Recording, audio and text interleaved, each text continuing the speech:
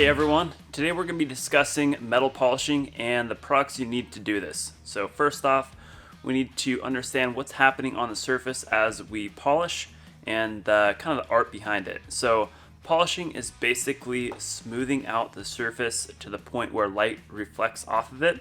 That's how you get that reflection, or like when you look at it, you see a reflection. That is because the surface is so smoothed out and there's no scratches, no scuffs, and light is able to reflect off of it. So this can be done on most metals: steel, iron, stainless steel, aluminum, copper, brass. You can even do it on plastic as well. Now, to give you a basic outline of how this process works, for example, on a part like this brake pedal, the first step, we're going to remove all these scrapes, scratches, and pits. If you have a part like this caliper mount that has a sand cast finish, all those little dimples will need to be smoothed out.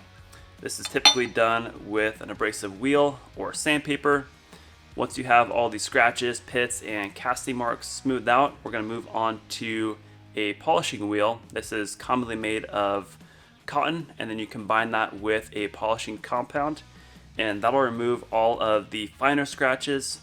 And you do this in a few different steps, and then it gets you to the point where there's absolutely no scuffs left behind and you have a perfectly reflective shine. Now, the wheel I found that works best for this first step is a flap wheel in 180 grit. It works quickly and doesn't leave behind a ton of deep scratches. Let's get this flap wheel mounted up on the bench grinder.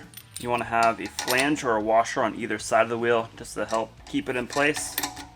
Now, before you start polishing, you want to clean up as much of the dirt and grime off the part as possible.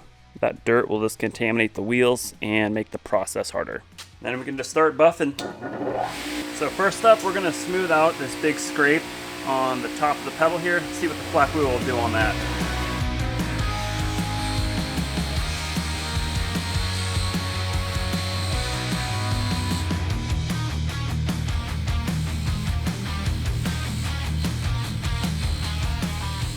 And when you're buffing, you want to work evenly across the part. Don't spend a whole lot of time in one area. You'll end up with a bit of a low spot. It also helps to change directions too.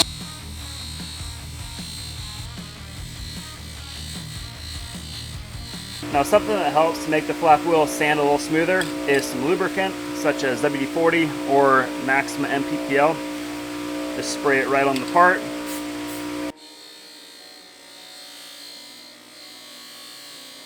As you can see, we got that scrape all smoothed out, blended in really nicely. Now, while you're on this step, you'll want to smooth out the rest of the scrapes, the pits. You can even take it a step further and smooth out these casting lines as well, and the casting markings.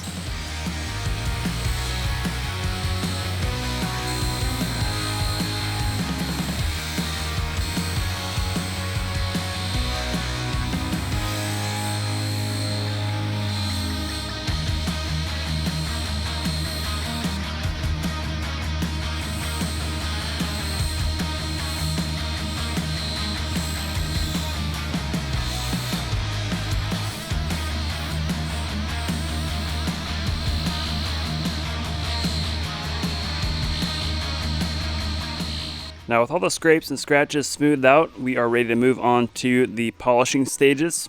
So there are 3 different stages here. We have the number 1 wheel that basically removes some of the scratches left behind by the flap wheel, and we combine that with a black compound. Now, this is for aluminum. Steel is a different combination.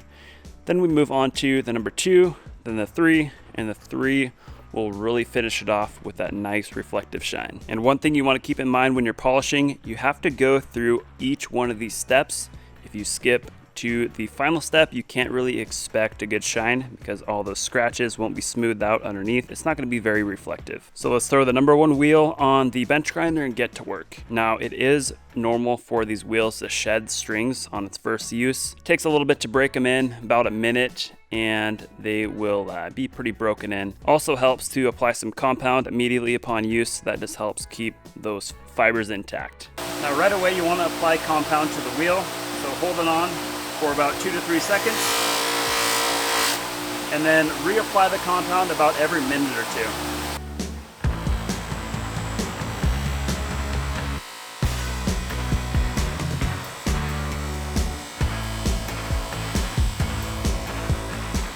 just like with the flap wheel, you want to move evenly across the part and also change your direction from time to time too.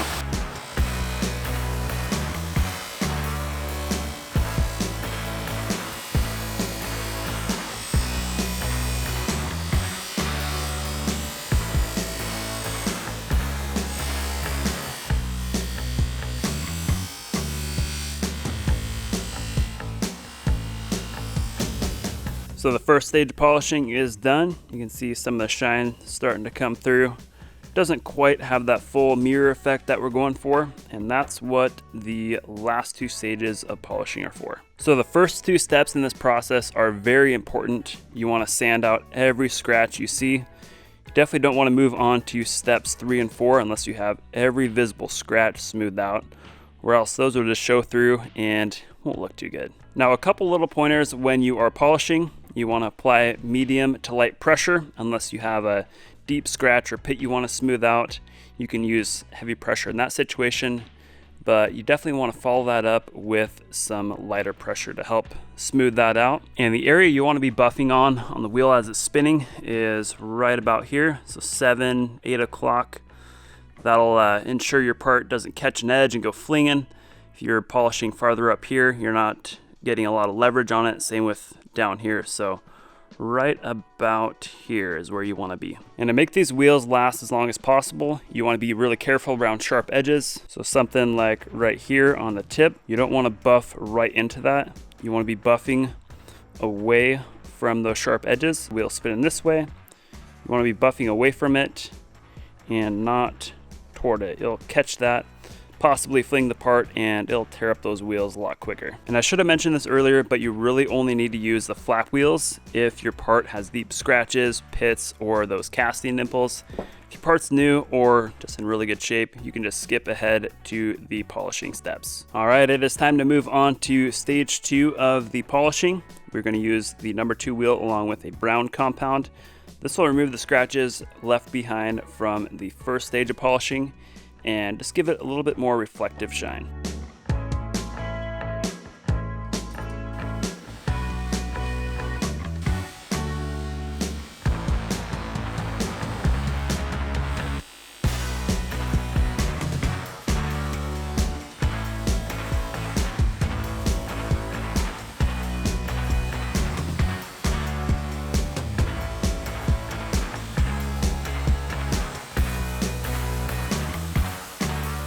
Now after stage 2, we can see some shine start to come out, looking pretty sweet.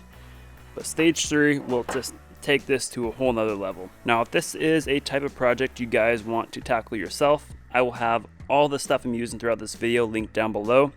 The wheels, compounds, buffing machine, you name it, I'll have it linked all down below. All right, it is on to stage 3 and the final stage of polishing. Let's see how this turns out.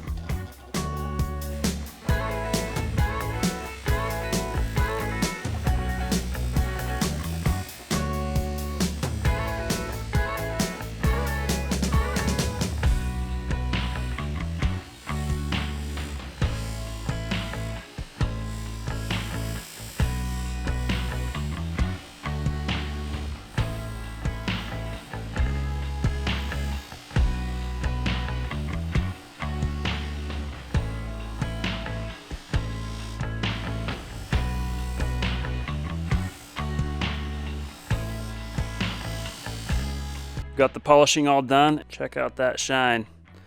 Got a little bit of compound left behind. It's completely normal. Just grab a soft microfiber towel and give it a wipe down. You want to make sure you're using something really soft that doesn't have any abrasive or any dirt in it. That'll just scratch up that freshly polished look there.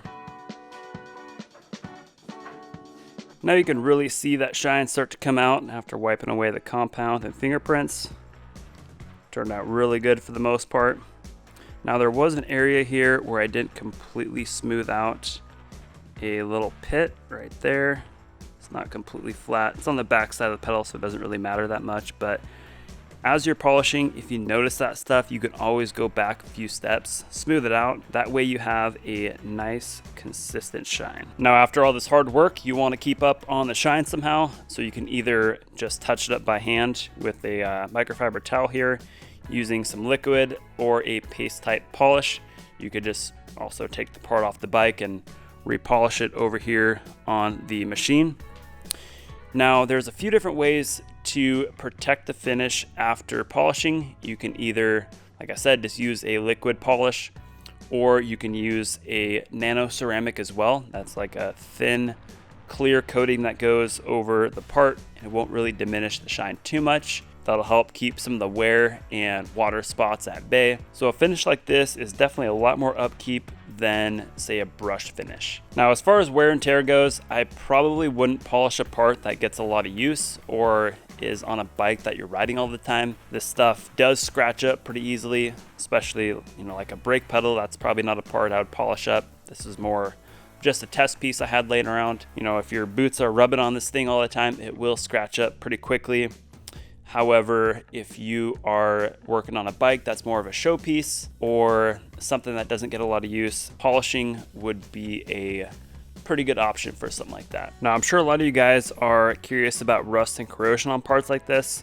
So the actual brake pedal is made of aluminum. If you keep it dry and clean, you should have no issues with it corroding. However, the brake tip is just carbon steel, and if you leave that bare, it will rust pretty quick. So there are a few different ways to combat that. You either do a clear coat like a nano ceramic, or if you keep your bike inside in a clean environment, you should have no issues with rust and corrosion.